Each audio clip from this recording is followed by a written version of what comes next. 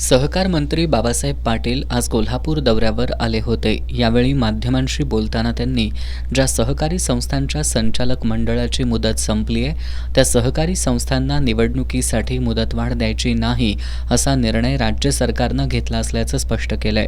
आता जेवढ्या काही निवडणुका लागलेल्या आहेत, कोर्टानेच आदेश दिलेला आहे की कुठल्याही संस्थेला मुदतवाढ द्यायची नाही। कारखाना असो, बँक असो, सोसायटी असो, त्याला डेडलाईन दिलेली आहे। ह्या सगळ्या निवडणुका करण्याचं आमचं धोरण ठरलेलं आहे। तशा प्रकारची कारवाई चालू आहे। ज्या शेतकऱ्यांनी नियमित कर्जफेड केली आहे त्या शेतकऱ्यांच्या खात्यावर लवकरच 50,000 रुपयांचं अनुदान जमा करणार असल्याचं आश्वासन त्यांनी दिलंय। त्याच्यात तुमचा कोल्हापूर बी आहे, माझा लातूर बी आहे, मला वाटतं पुणे जिल्हा आहे, सांगली देखील आहे। त्यामध्ये मागं आमचं त्याच्यावर चर्चा झाली मीटिंगमध्ये। पैसे आहेत, ते पैसे आता ते जे 50% इन्स्टिट्यूट जे यायचा ते देखील तुम्हाला पैसे मिळणार त्या शेतकऱ्याला। सोयाबीन खरेदी केंद्र बंद करण्याबाबत सरकार निर्णय घेत असल्याची चर्चा आहे।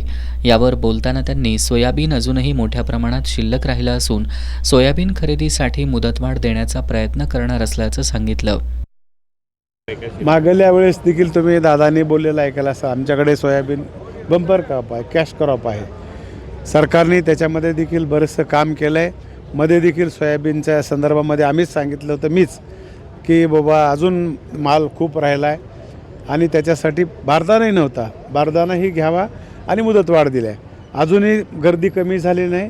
अजून आम्ही आमच्या नेत्याला सांगून त्यात अजून वाढ कसं करता येईल आम्ही प्रयत्न। सामाजिक कार्यकर्त्या अंजली दमानिया यांनी मंत्री धनंजय मुंडे यांच्यावर आरोप केले असले तरीही आरोप सिद्ध झालेले नाहीत।